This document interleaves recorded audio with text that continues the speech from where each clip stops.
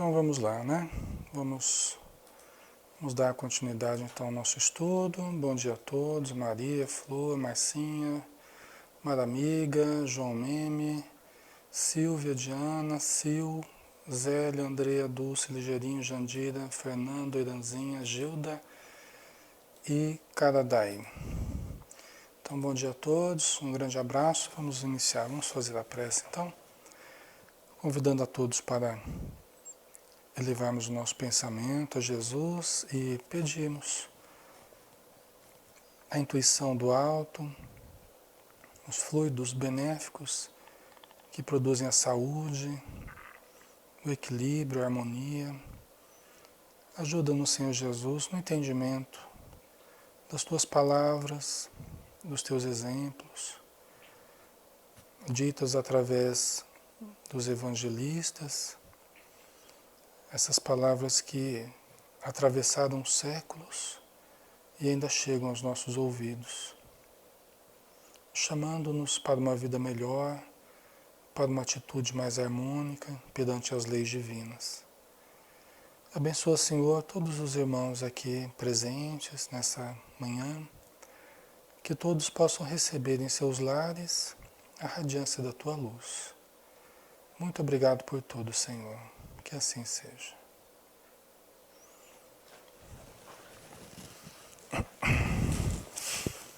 Então vamos lá. Vamos continuar com o capítulo 19, tá? Nós estamos no versículo 27, tá? No versículo 26, veja bem, Jesus falou a respeito, nesse capítulo ainda, né, no capítulo 19, ele estava falando um pouco antes aqui daquele rapaz, né, daquele jovem rico que o procurou, perguntando o que ele poderia fazer para conseguir a vida eterna, né, se vocês se lembram. E aí Jesus falou que ele tinha que seguir os mandamentos, tal, né? E o rapaz falou que ele já seguia desde sempre, né? Desde a mocidade dele, ele procurava seguir os mandamentos, né, da lei, tal. E aí Jesus falou, então você vende tudo que você tem, dá aos pobres e me segue, né? Aí o jovem voltou para trás, né? Ele tinha muitos haveres, né? Tinha muita condição e não estava ainda preparado para deixar as suas posses, né, para seguir. Talvez fosse a última coisa que ele precisava fazer, né, para seguir Jesus. E então Jesus fala da dificuldade que é para os ricos adentrar o reino dos céus, ou, né, adquirir uma condição diferenciada, porque pelas tentações, né, pela facilidade, pela liberdade que existe, né? Então a pessoa, quando ela tem muita condição, ela se permite fruir, né, de possibilidades, de prazeres e possibilidades, que ela depende apenas dela, ela depende apenas da consciência dela, né? Por quê? Porque os freios, os limites, são ela que vai colocar, porque se depender de dinheiro, ela pode fazer. A hora que ela quiser viajar, ela vai, a hora que quiser comprar determinada coisa, ela compra, a hora que quiser. Então, passa a depender muito mais do discernimento dela, do equilíbrio, do compromisso que tem com as atividades que ela pegou para fazer, né? Então, é muito mais difícil. Às vezes a pessoa que não tem recursos, ela até quer fazer determinada coisa, mas ela não pode, ela não tem condição. Então a própria vida acaba limitando a pessoa, né?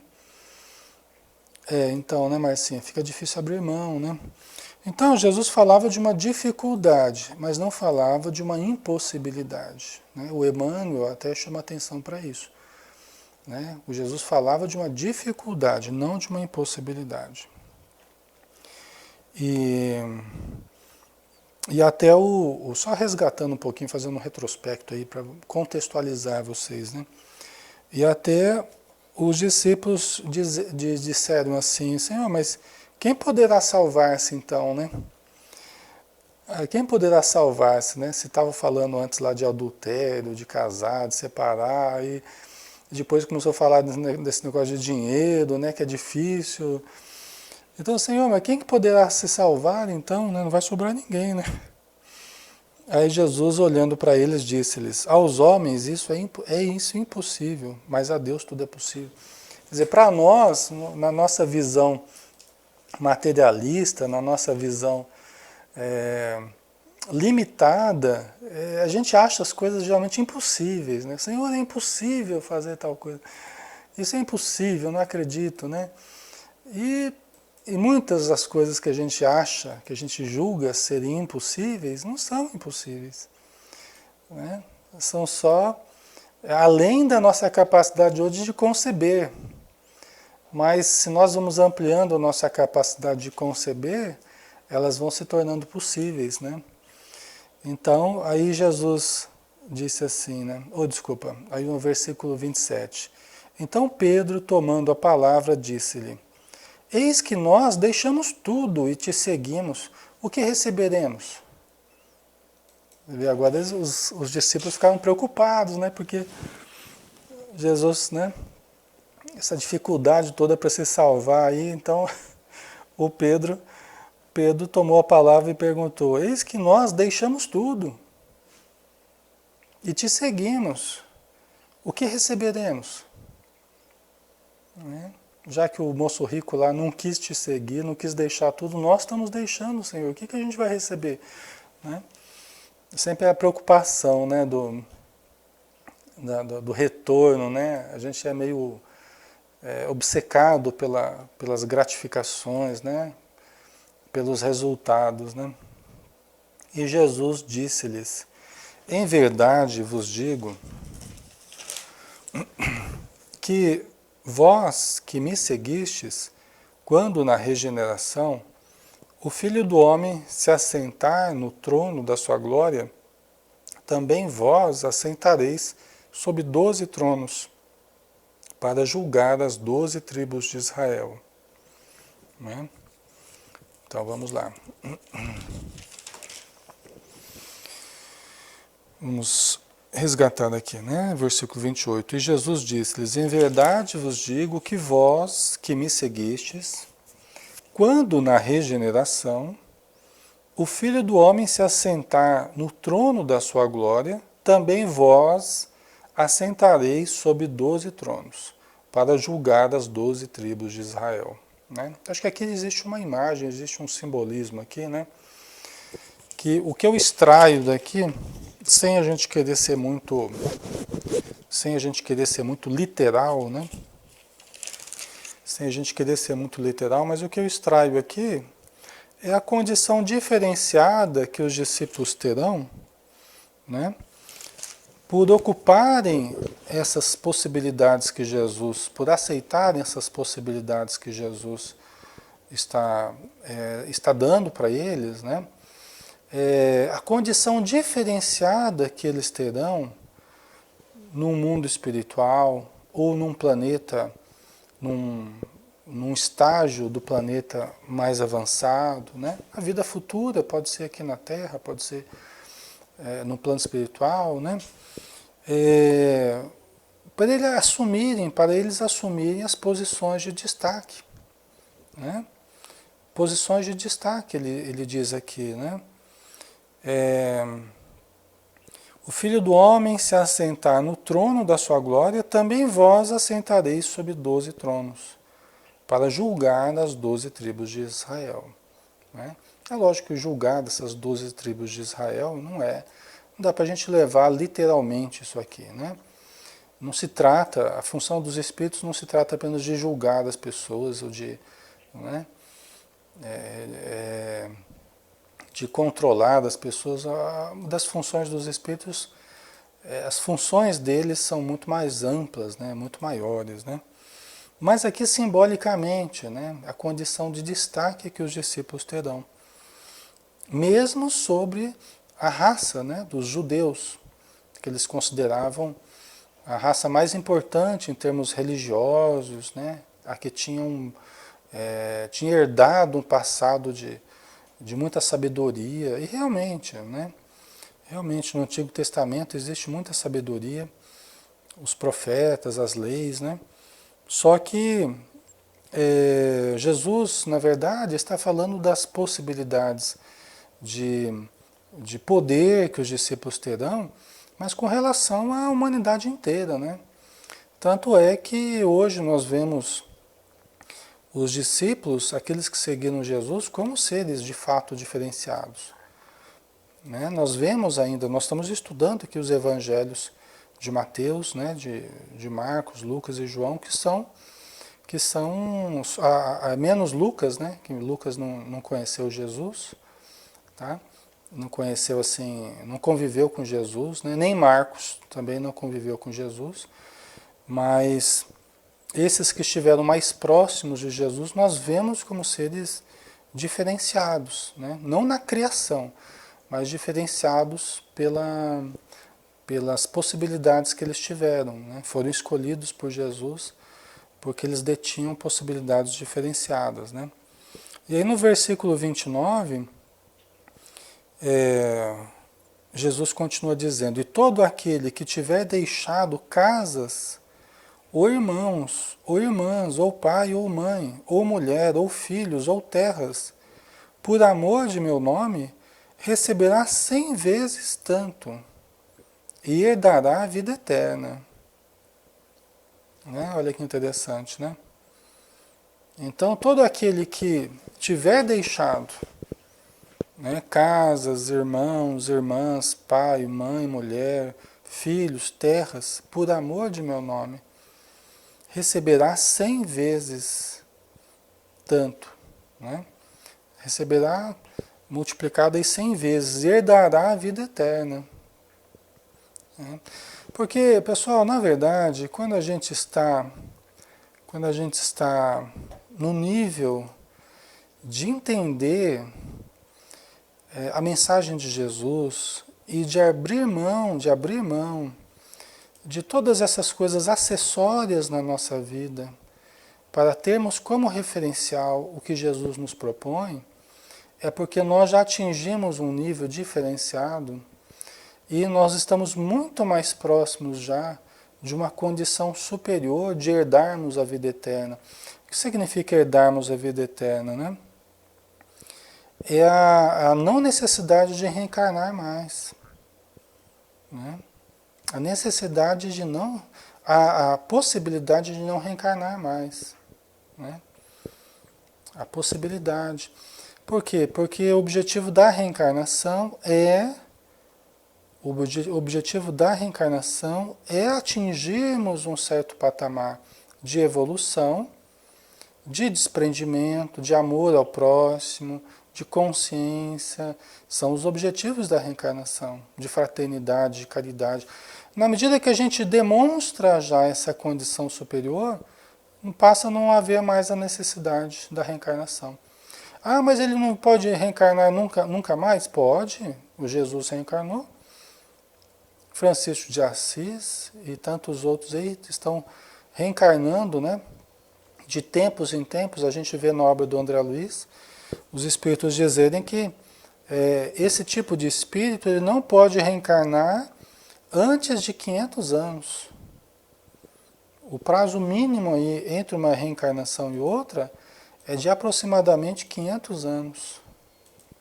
Né? Mas eles vêm em reencarnações missionárias, né? Porque eles já estão nesse nível, eles vêm com a missão de ajudar o progresso da humanidade. Né? Então, quando nós estamos a ponto, né, de deixarmos pai e mãe, gente, isso aqui não é você abandonar, e aqui a gente não pode ser literal também, né?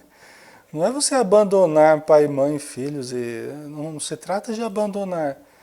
Se trata de você, pelo menos, você conseguir numa casa espírita e deixar o seu marido durante algumas horas em casa, mesmo que reclamando lá, deixar o marido algumas horas em casa, né? Deixar filhos lá, se virarem nas panelas lá um pouquinho, não ficar tão preocupado com a limpeza da casa, não é que vai deixar tudo sujo, mas é relativizar um pouco, é buscar as questões espirituais. Aqui Jesus não é exatamente aqui o que ele está falando de deixar tudo e seguir Jesus, né? Hoje até seria incompatível a nossa vida, né? Nós simplesmente deixarmos tudo para seguir Jesus e vamos ficar aí vivendo de esmola na rua. E não é o que ele pede hoje para a gente. O que ele pede é que nós saibamos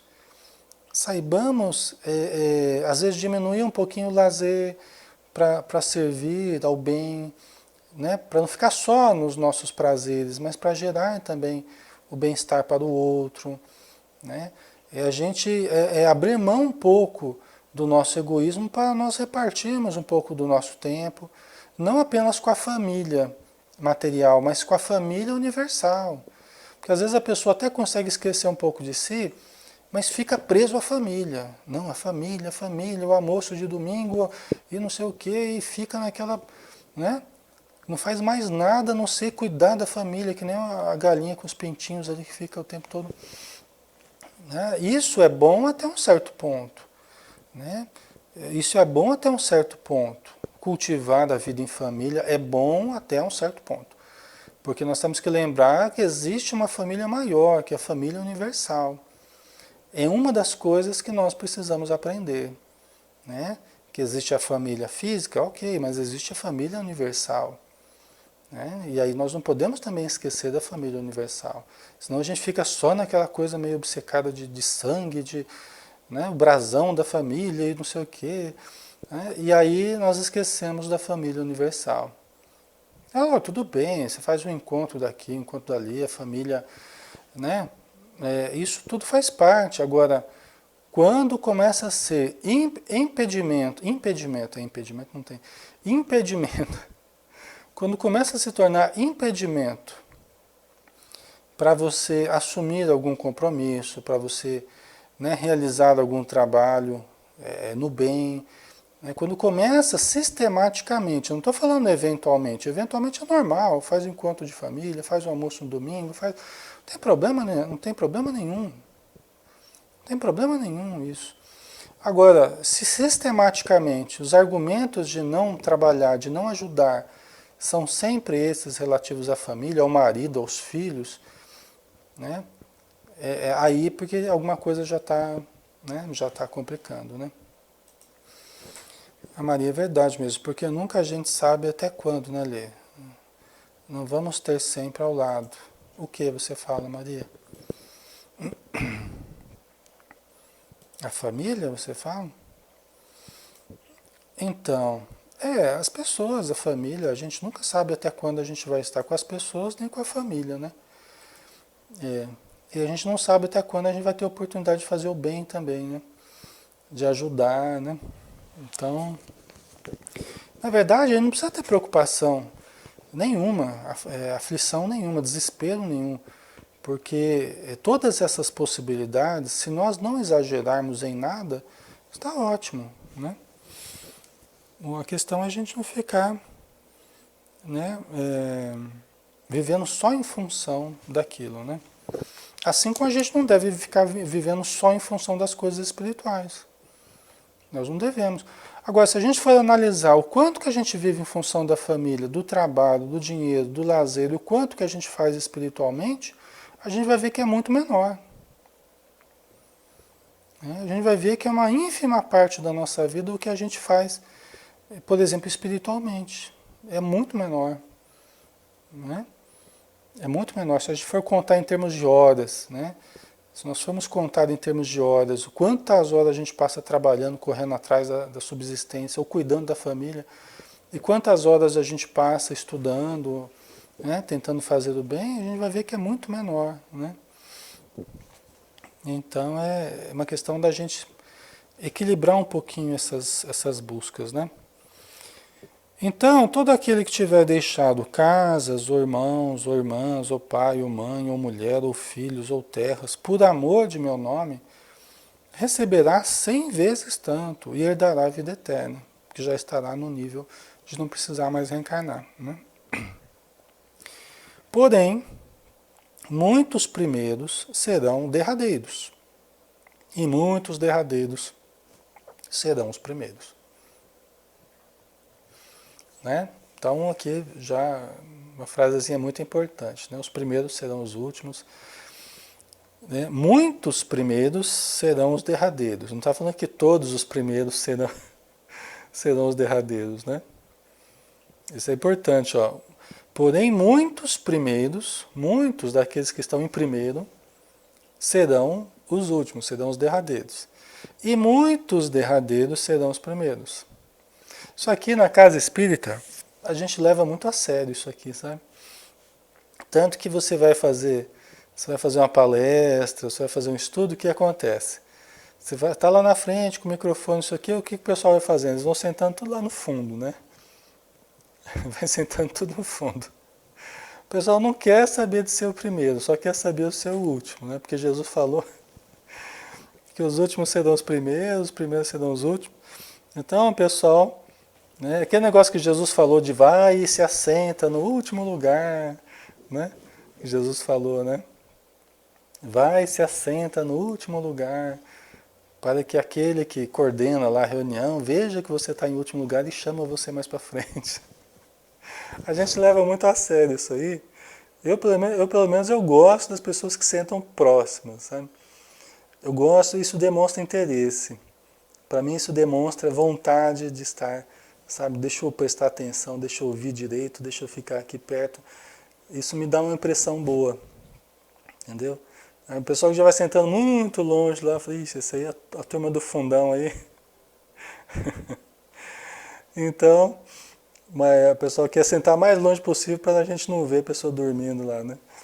Tô brincando, né, pessoal? A coisa não é tão ferro e fogo assim, né? Mas é interessante aqui. Por que Jesus falou isso, né? Porém, muitos primeiros serão os derradeiros, e muitos derradeiros serão os primeiros. Muitos dos primeiros serão os derradeiros. Quer dizer, está falando que todos. Mas às vezes a pessoa que se exalta, a pessoa que se acha numa condição superior na vida eterna, perante a vida eterna, perante o plano espiritual, muitas vezes vai ficar para trás dos demais. E muitos que são tidos como pessoas inferiores ou de uma condição inferior, muitas vezes chegam no plano espiritual e ela tem uma condição melhor do que os outros, que se achavam em melhores condições, né? Então isso aqui não é absoluto também, mas Jesus está relativizando a aparência, aquilo que a gente acha que é e aquilo que é de fato. Quantas vezes a gente se engana com a aparência, quantas vezes a gente pode se achar melhor do que uma certa pessoa e aquela pessoa tem uma condição muito melhor do que a nossa. Às vezes até um espírito que você está atendendo na reunião mediúnica, um espírito que vem até como obsessor, mas ele está nessa condição unicamente porque ele não conseguiu perdoar, sofreu uma falta grave, sofreu, né, um processo de perseguição e ele não conseguiu perdoar. Mas às vezes você ajuda ele, você conversa com ele, daqui a pouco ele mostra uma condição melhor do que a nossa, que supostamente estamos ajudando ele, né? Mas daqui a pouco ele está muito melhor do que a gente, porque ele é um ser que tem condições melhores do que a gente. Só que está momentaneamente caído, momentaneamente, né, contundido, vamos dizer assim, entre aspas, né? Então, muitas vezes a gente acredita demais na aparência, né? E a gente perde a capacidade, às vezes, de olhar a essência das pessoas, né?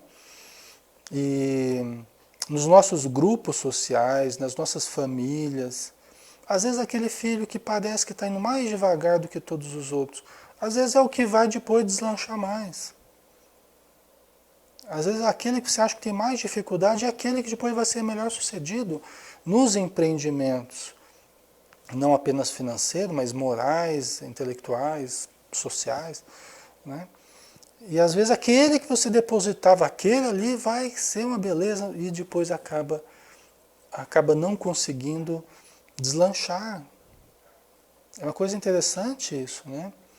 A vida é muito dinâmica, né? Então Jesus ele relativiza essa questão, né? Até o cuidado que a gente tem que ter com as previsões. As previsões que a gente faz. Nossa, aquele ali vai ser um trabalhador maravilhoso. Não sei. Será que o mês que vem ele está participando ainda? Né? Às vezes uma pessoa na casa espírita começa a se desenvolver, ele fica encantado, começa a trabalhar e a pessoa, nossa, aquele ali vai ser um trabalhador de Jesus, vai ser... Não sei. Será que daqui 15 dias ele ainda vai estar participando? Será que até o final do ano a pessoa ainda está aí participando? Ou às vezes era só um fogo de palha, né? Daqui a pouco some, você nunca mais ouve falar da pessoa, né? Então, na verdade, é a sequência, é o tempo que vai dizendo, e a realidade de cada um que vai aparecendo.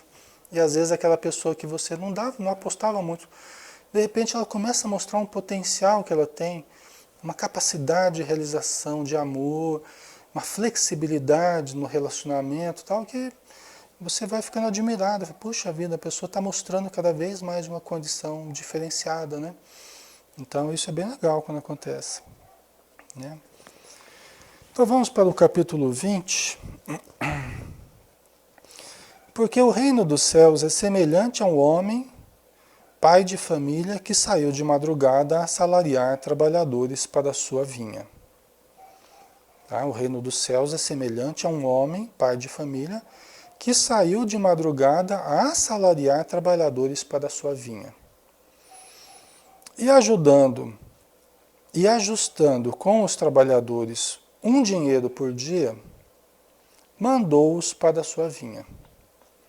E saindo perto da hora terceira, viu outros que estavam ociosos na praça.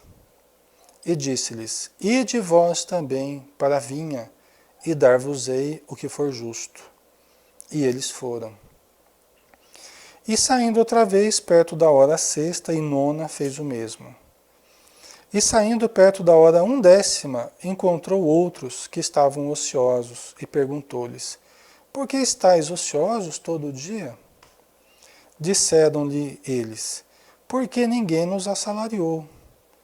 Disse-lhes ele, ide vós também para a vinha, e recebereis o que for justo. E aproximando-se a noite, diz o senhor da vinha ao seu mordomo, chama os trabalhadores e paga-lhes a jornada, né? Começando pelos derradeiros até os primeiros. E chegando os que tinham ido perto da hora 1/10, quer dizer, a última hora, né? Receberam um dinheiro cada um. Vindo, porém, os primeiros, cuidaram que haviam de receber mais, mas, do mesmo modo, receberam um dinheiro cada um. E recebendo, murmuravam contra o pai de família, contra o senhor lá que os assalariou, né? Dizendo, estes derradeiros trabalharam só 1 hora, e tu os igualastes conosco, que suportamos a fadiga e a calma do dia. Mas ele, respondendo, disse a um deles, amigo, não te faço agravo, não ajustaste tu comigo um dinheiro? Toma o que é teu e retira-te. Eu quero dar a este derradeiro tanto como a ti. Ou não me alisto fazer o que quiser do que é meu? Ou é mau o teu olho, porque eu sou bom? Assim, os derradeiros serão primeiros, e os primeiros derradeiros, porque muitos são chamados, mas poucos escolhidos, né? Importante isso aqui, né? Essa parábola aqui, né? Muito importante porque a gente vê uma justiça, mas é uma justiça que transcende o senso comum, né? Ela transcende o senso comum, tanto que o Senhor foi questionado na justiça das suas ações, né? Mas ele partia de critérios que não eram os mesmos critérios que aqueles que estavam questionando o Senhor, né? Mas nós estamos aqui desde o começo, o Senhor deu para nós um dinheiro e deu para os outros que chegaram por último um dinheiro também. Como é que pode isso, né? Só que aí que a gente tem que parar e pensar o seguinte, né? Como é que foi o aproveitamento da hora? Né? Nós temos que analisar. Aí que a gente vê a questão também lá do livro Nosso Lar, do bônus hora, né? Do bônus hora. A hora, né? O bônus, ele é um padrão, é uma medida ali, padrão para as pessoas que trabalham. Cada hora tem um valor, né? Agora, a hora, o valor subjetivo da hora é uma relação direta do trabalhador com Deus. Né? Eu posso ganhar financeiramente a mesma coisa que uma outra pessoa, mas qual foi o meu aproveitamento daquela hora? Pode ser muito diferente da outra pessoa. Né? Então vieram ao longo do tempo, várias pessoas foram chamadas para trabalhar na vinha. Em cada hora da nossa evolução, da evolução planetária, né? Em cada hora, em cada época, em cada era do nosso planeta, vieram trabalhadores diferentes. Né? Alguns aproveitaram o tempo, outros não aproveitaram o tempo. Né? Dizem que os espíritas são os trabalhadores da última hora. Né? Pode ser que sim, pode ser que não. Depende se eu estou trabalhando, né? Eu posso ser espírita e não estar trabalhando, né? Então, não dá para a gente se fiar só nos rótulos, não dá para a gente se fiar só numa pretensa condição. Né? E outra, os trabalhadores da última hora muitas vezes não são aqueles que demoraram para aceitar o chamado. Né? Aqui, o que Jesus fala é que esses da 1/10, né? E saindo perto da hora 1/10, encontrou outros que estavam ociosos. Né? Nós estávamos ociosos, provavelmente, né? E perguntou-lhes, por que estáis ociosos todo dia? Né? Disseram-lhe eles, porque ninguém nos assalariou. Diz-lhes ele, ide vós também para a vinha, e recebereis o que for justo. Né? Então, só que ninguém nos assalariou, né? Diz que quando o trabalhador está pronto, o serviço aparece, né? Então esse negócio também de ninguém nos contratou, né? Muitas vezes nós não estávamos disponíveis também, né? Quando o trabalhador está pronto, o serviço aparece, né? Então, ser trabalhador da última hora não é exatamente uma condição privilegiada, né? Não é exatamente uma condição melhor, né? Mas é uma última oportunidade. É uma última oportunidade, às vezes, para espíritos ociosos durante todo o período aí de evolução. Muitas vezes espíritos ociosos que estão tendo uma oportunidade, porque resolveram trabalhar, né? E aí o trabalho apareceu, mas tudo bem. O que importa, no final das contas, é que haja a disposição do trabalho. E para aqueles que se dispõem a trabalhar, o salário será dado. Eles chegarão no mesmo ponto que os outros chegaram. Né? Eu enxergo assim o que Jesus falou aqui. O que importa não é, mas eu cheguei primeiro do que o outro. Por que eu não estou com uma condição diferenciada se eu cheguei primeiro do que o outro? Né? Mas quem disse que nós vamos ter uma condição diferenciada por ordem de chegada? Tem algum lugar que fala aqui que é por ordem de chegada, que a gente vai ocupar os melhores postos? Não é. Não é por ordem de chegada, né? Pelo menos Jesus não falou nada com relação a isso, né? Pelo contrário, ele está falando aqui que é o trabalhador de boa vontade. Não importa se é uma pessoa que está aqui desde o começo, se é uma pessoa que chegou agora, você tem boa vontade, então vamos. Se você persistir, você terá o seu salário. Né? Então, às vezes a gente usa dessas coisas para desqualificar as pessoas. Mas acabou de chegar. Ué, não tem importância. Somos todos trabalhadores. E outra, nós já vivemos tantas encarnações. Às vezes aquele que acabou de chegar, Aquele que acabou de chegar é aquele que já trabalhou muito no passado e que hoje tem até uma condição muito boa para trabalhar, né, para ajudar. Tá? Então não é alguém inexperiente, não é alguém sem condição. Pelo contrário, às vezes é alguém que tem mais condição do que a gente. Né? Você veja, por exemplo, no contexto das reencarnações, as gerações que vêm, elas estão vindo cada vez melhores. Os espíritos que vêm, eles virão com mais condição do que a gente. Então, porque eu cheguei antes aqui na Terra, então eu tenho que ter todos os privilégios. E quem está vindo depois de mim, não. Não tem sentido isso. Quem está vindo depois está vindo com uma versão atualizada, vamos dizer assim. Já fez o upgrade lá no plano espiritual e já está vindo com uma condição, né? Já está vindo com a versão 3.0, né? Então, nós temos que entender isso. Você vê, João Batista, ele foi grande, ele disse assim, olha, vem alguém que é maior do que eu, é preciso que ele cresça, é preciso que eu diminua para que ele cresça. João Batista está falando de Jesus, né? Porque ele estava sendo tido em alta conta na época dele, né? Mas ele sabia que ele não era o suprassumo do conhecimento e do amor, não. É preciso que eu diminua para que ele cresça. Olha a consciência que João Batista tinha, né? O senso de adequação, de proporção que ele tinha, né? E nós precisamos entender isso também, já que Jesus falou do trabalho, dos trabalhadores, da boa vontade, do salário. Não importa, e outra, não importa o que os outros estão ganhando. Não importa, é aquela comparação, é que nem das empresas, né? Ah, mas você está ganhando mais do que eu, você faz o mesmo trabalho, e já fica aquela picuinha, né?